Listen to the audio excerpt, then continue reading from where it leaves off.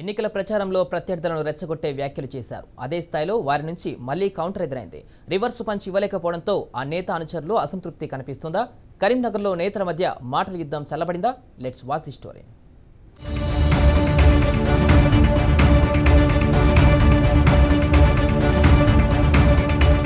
కరీంనగర్లో జరిగిన బీజేపీ సమరభేరీ సభలో బీజేపీ రాష్ట్ర అధికార ప్రతినిధి బండి సంజయ్ స్థానిక తాజా మాజీ ఎమ్మెల్యే గంగుల కమలాకర్పై చేసిన వ్యాఖ్యలు సెంటర్ ఆఫ్ అట్రాక్షన్ గా మారాయి. గంగుల గ్రానైట్ మాఫియాకు బాసని, ఇసుక మాఫియాకు కేర్ ఆఫ్ అడ్రస్ అని, కాంట్రాక్టర్లకు కమిషన్లకు పెట్టింది పేరంటూ సంజయ్ చేసిన వ్యాఖ్యలకు అధికార పార్టీ నాయకుల్లో కదలిక వచ్చింది.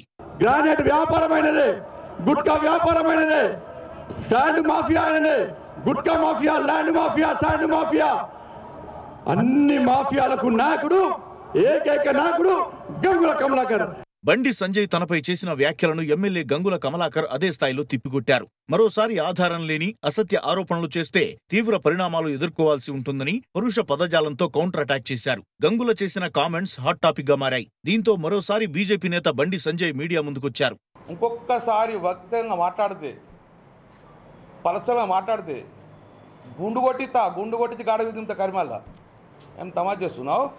అయితే తనకు గంగుల కుటుంబీకులతో శత్రుత్వం లేదని, మేమంతా మిత్రులమేనంటూ సంజయ్ మాట్లాడిన తీరు అందరినీ ఆశ్చర్యపరిచింది. వ్యక్తిగతంగా కాకుండా రాజకీయంగా మాత్రమే ప్రత్యర్థులుగా ఉన్నామంటూ సంజయ్ సెలవిచ్చారు. గంగుల కమలాకర్ గారి సోదరులు అంటే నాకు చాలా గౌరవం. గంగుల కమలాకర్ గారు అంటే కూడా నాకు గౌరవం. ఎక్కడ కమలాకర్ అన్నా బాగున్నావా అంట.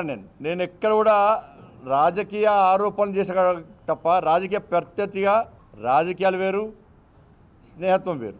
సంజయ్ మాట్లాడిన తీరు బీజేపీలోనే కొందరిని ఇబ్బంది పెట్టగా ఆయన మాట్లాడినదే సరైనదంటూ మరికొందరు నేతలు అభిప్రాయపడుతున్నారు.